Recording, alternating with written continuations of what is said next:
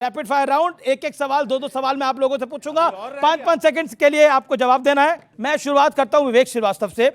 Trump tariff का मुकाबला करने के लिए चीन का साथ सही या गलत? बिल्कुल सही है, हिंदी चीनी भाई भाई। बहुत बढ़िया। देश में डेमोग्राफिक बदलाव हुआ है या नहीं हुआ है? ये सिर्फ षड्यंत्र है। किसका? हाँ, ये षड्यंत्र है संघ का। ओके ठीक है, नहीं, एक सेकंड। बांग्ला स्पीकिंग मुसलमानों को बांग्लादेशी घोषित ना करें। अच्छा ठीक है। अच्छा, अब मैं कुलदीप कुमार के पास आता हूं। देश के लिए फैसले लेने के मामले बीजेपी सही है या कांग्रेस पार्टी सही है? देश के लिए फैसले लेने के लिए दोनों बीजेपी सही है, कांग्रेस सही? दोनों एक जैसे हैं। दोनों एक जैसे हैं। अगला सवाल, अरविंद केजरीवाल पंजाब में है या दिल्ली में है? अरविंद केजरीवाल देश में है। देश में है। चलिए, इसका मतलब पंजाब में है, दिल्ली में है, पब्लिक गेस करे। आइए मैं बढ़ता हूं आगे। अब सुरेंद्र राजपूत जी, आपसे मेरा सवाल है, लाल किले पर आजादी के जश्न में कांग्रेस का शामिल ना होना सही या गलत? सही। सही। पीएम मोदी का भाषण देश के विकास का रोड मैप है, हाँ या ना? जुमलेबाजी है।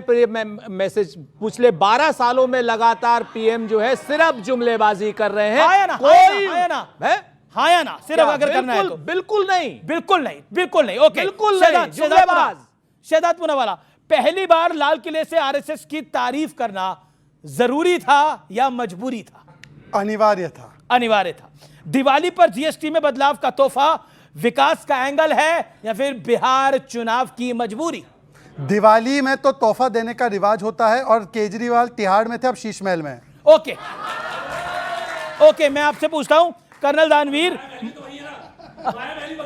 अच्छा, मेरा आपसे सवाल है, मोदी राज में देश ज्यादा सुरक्षित है या फिर यूपीए के राज में?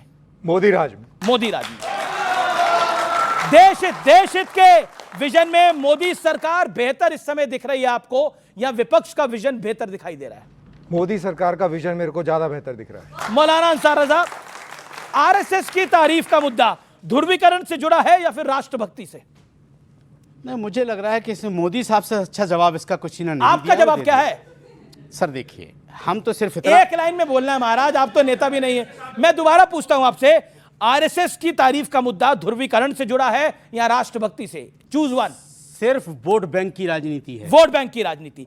हमने पाकिस्तान की कितनी पिटाई की, यह मुद्दा जरूरी है या फिर भारत को कितना नुकसान हुआ, यह मुद्दा जरूरी है? हमने पाकिस्तान को कितने जूते मारे, ये ज्यादा जरूरी। बहुत शानदार, बहुत शानदार।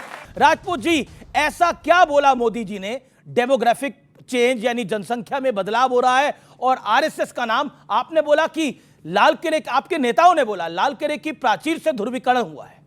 एक ही चीज है अमीश भाई, हम तो चाहते हैं कि भारत सेफ रहे, सुरक्षित रहे, संपन्न रहे। डेमोग्राफिक बदलाव जिस तरीके की बात प्रधानमंत्री जी ने बोली, उस पर तो मैं आऊंगा ही।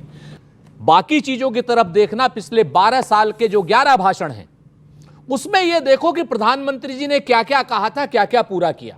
अगर प्रधानमंत्री जी ने अपने 12वें भाषण में यह बात कह दी होती कि हमने किसानों की आय दुगनी कर दी, तो हम उस पर बोलते कि मैं नहीं दुगनी, उनका कर्ज और खर्च 3 गुना हो गया। इसमें तकलीफ क्या है जो बोला? ना पहले आप अमीश भाई, जरा सी बात हो जाती, कल थोड़ी तो आलोचना सुन लीजिए। बिल्कुल पूरी आलोचना करिए। थोड़ी सी आलोचना सुन लीजिए, कम से कम बच्चों को पता तो हो।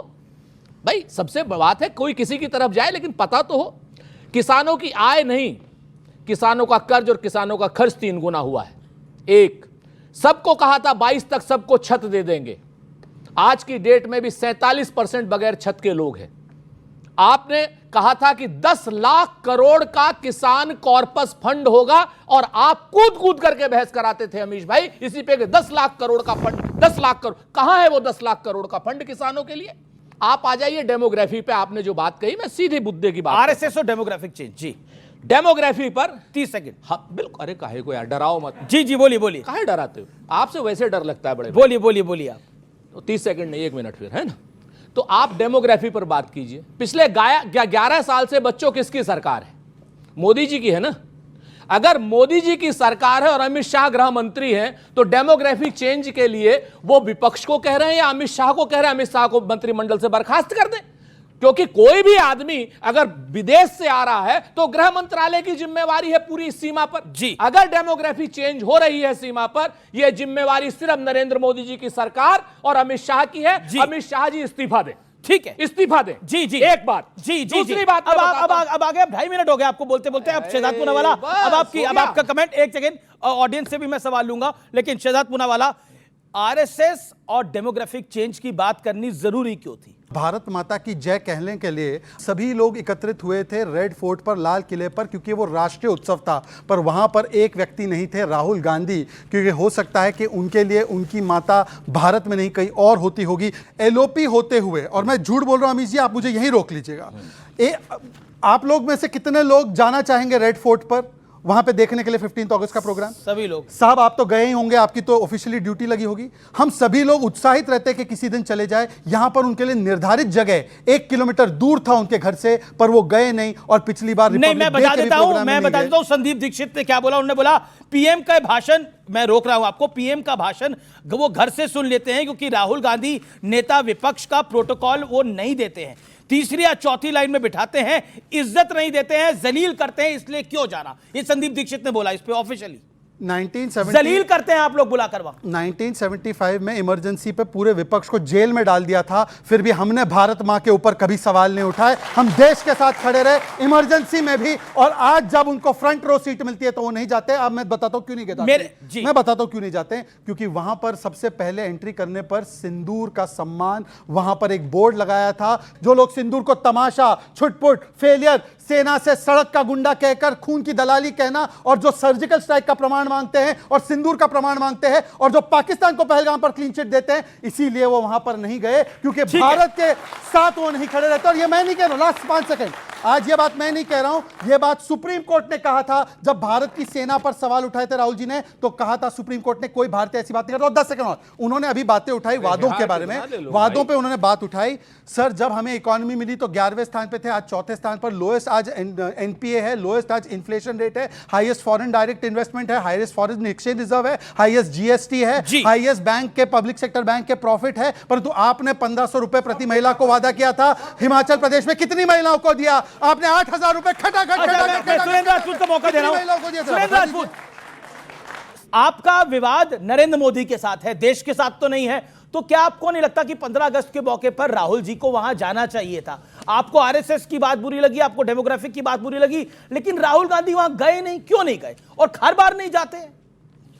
सबसे पहले तो बरसते पानी में 83 साल के मल्लिकार्जुन खड़गे साहब ने और राहुल गांधी जी ने बरसते पानी में तिरंगा झंडा फहराया है अपने मुख्यालय पर। अगर यह चीज आपको नहीं दिखाई देती तो आपको दृष्टि नहीं, आपको दृष्टि दोष है। जिन लोगों को भी ये चीज नहीं दिखाई देती वो आंख के नहीं विचार के अंधे। तो कांग्रेस हेडक्वार्टर का झंडारोहण इंपॉर्टेंट है, लाल किले का झंडारोहण महत्वपूर्ण नहीं है, ये कह रहे हैं? लाल किले का झंडारोहण बिल्कुल पूरी तरीके से इंपॉर्टेंट है। क्यों नहीं गए? और देश में जहां जहां झंडारोहण हो, लेकिन वहां बेइज्जती कराने जाएं, वहां पर इज्जत अपनी खत्म करने जाएं, भारत माता की इज्जत खत्म करने जाएं, वहां पर जिस तरीके से बात अभी कितना झूठ बोलते हैं भारतीय जनता पार्टी के प्रवक्ता। सुनिए ना, आप बीच में बोल रहे हैं, आप भारतीय जनता पार्टी के प्रवक्ता बोल रहे हैं वहां ऑपरेशन सिंदूर की और फौज की कर्नल दानवीर सिंह यहां खड़े हुए हैं। भूरी भूरी प्रशंसा पूरी कांग्रेस ने ही नहीं, सिर्फ पूरे देश ने करी, पूरी भूरी भूरी प्रशंसा करी। और हम सेना के सैन्य शौर्य को, पराक्रम को, व्यावसायिक दक्षता को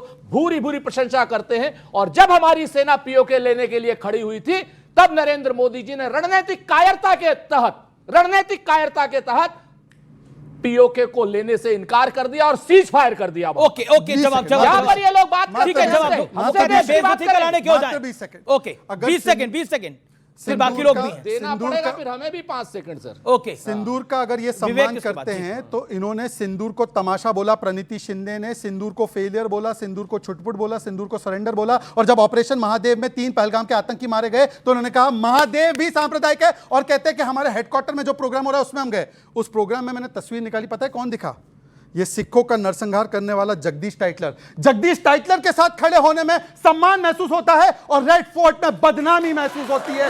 ये पंजाब के लोग देखना इस डिबेट को, पंजाब के मेरे भाई बहन देखना इस डिबेट को। सुरेंद्र राजपूत बोल रहे हैं कि रेड फोर्ट पर हमारे सिख, हमारे जो शूरवीर है उनके साथ नहीं, ठीक है, 25 सेकंड के साथ खड़े हो जाएंगे। देखिए आप, ये कांग्रेस और बीजेपी की जुगलबंदी नहीं चलेगी, बाकी लोग भी आएंगे। जी अब ऐसा है ना, अब देखिए आदरणीय हमारे भाई हैं शहजाद जी, पुराने भाई हैं।